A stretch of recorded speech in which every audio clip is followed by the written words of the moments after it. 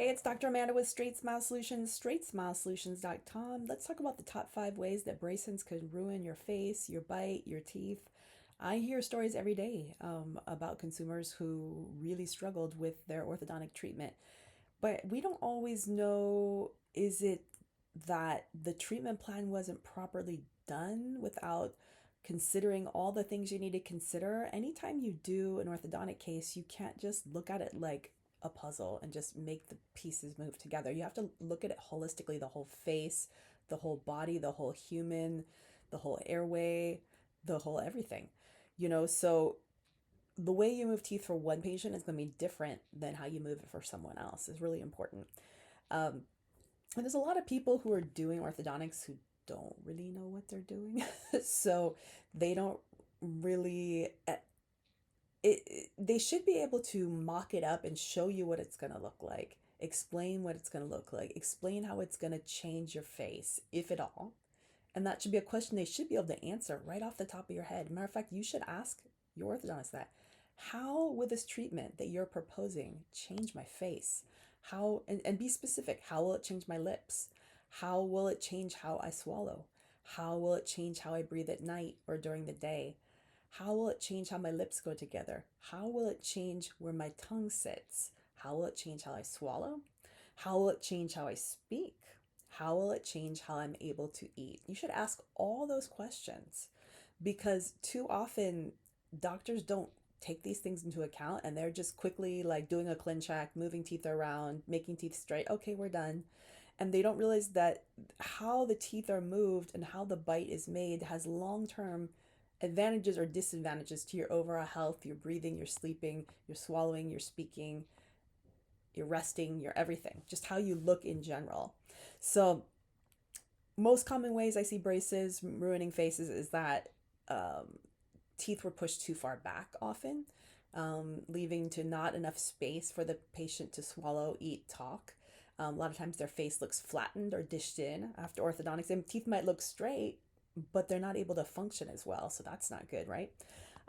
We also often see braces left on too long. It could just be that the doctor was inefficient, or it could be that you didn't come to the office, as diligently as you should have, or for whatever reason things kept breaking and they just kept staying on longer than they needed to.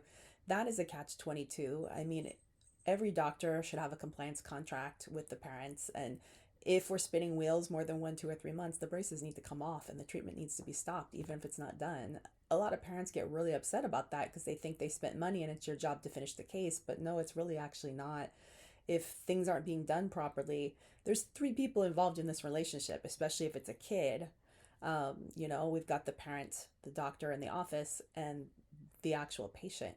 And a lot of times the patient isn't up for putting in the effort that they need to. That's why I strongly always recommend doing cases at phase 1 interceptive when you can. Because if you get the hard movements out of the way when they're compliant and they're happy to go there and they're happy to wear colors and they listen to their parents at 6, 7, and 8, there's never any issues with a 6, 7, and 8 year old unless the 6, 7, 8 year old has a severe medical issue, and then we can wait in that situation.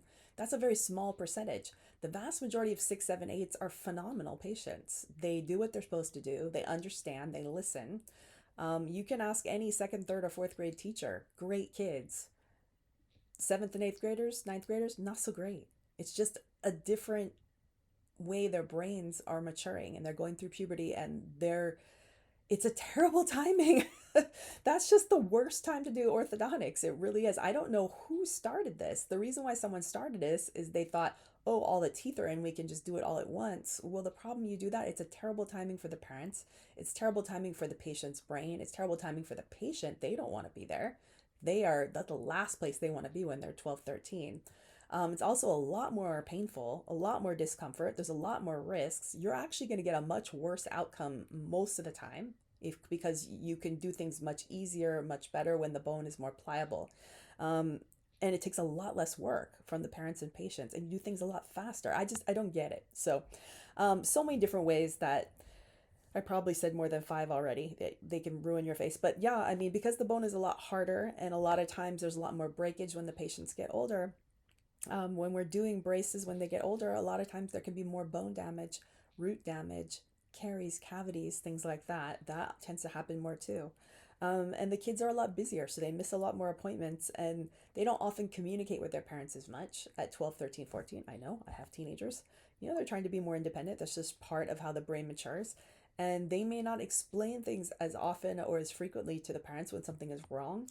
Maybe they don't want to get in trouble, and then bad things can happen to the treatment. So just so many reasons, again, circling back to why everyone should be doing phase one interceptive. There's no reason that a doctor shouldn't be doing it. And it always kind of blows my mind when a doctor tells me they're not interested in working with little kids. I'm like, what? That's the easiest. And if you don't want to do it, have your staff do it. That's the beautiful part. And they probably would love it.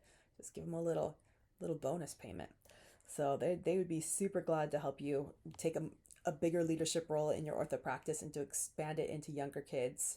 They would much rather do that than work on teenagers. Trust me, ask them sometime. So, all right. So hopefully this was helpful. So we talked about root resorption. We talked about facial disharmony.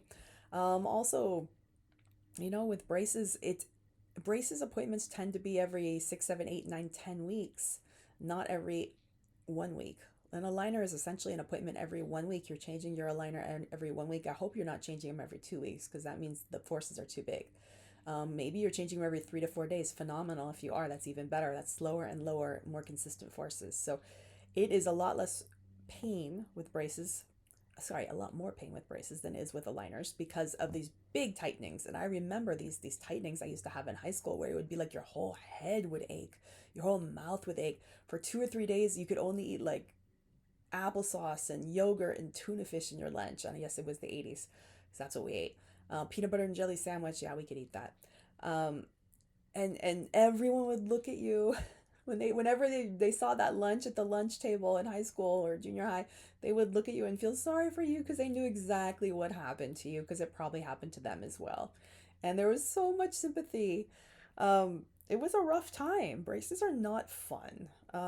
They are not bad when you're 6, 7, and 8. And again, I want to go over that again. They are terrible when you're in high school. I think they're a medieval torture device, and I am on a. There are some people who really want them. By all means, if you want them, they're yours. Have them. But I don't want to hear about it. And if you choose them over aligners, you better keep your teeth really clean. I better not see any plaque on those teeth. And you better come to all your appointments and not break stuff. That's my rules, you know? And whenever you offer the patient braces versus aligners, you need to tell them that, this is my expectations of you. If not, we're going to have to switch you, and there will be an additional fee to switch over. So sometimes parents think it's better if they choose braces because they don't have to do anything, but actually there's way more compliance involved, because you often need elastics. You can't break things. There's a million food rules of things you can't eat and can't eat. It's not fun not to be able to eat certain things. And sure, all kids, they generally find a way around it, and that's fine. Hey, if you can find a way, I don't care. If you can find a way to eat whatever you want and not break things, I don't care what you eat. Be my guest. But if you're breaking stuff, then we're going to have food rules. It's just really up to the parent, to the patient. All right. Hopefully that helped. Thanks.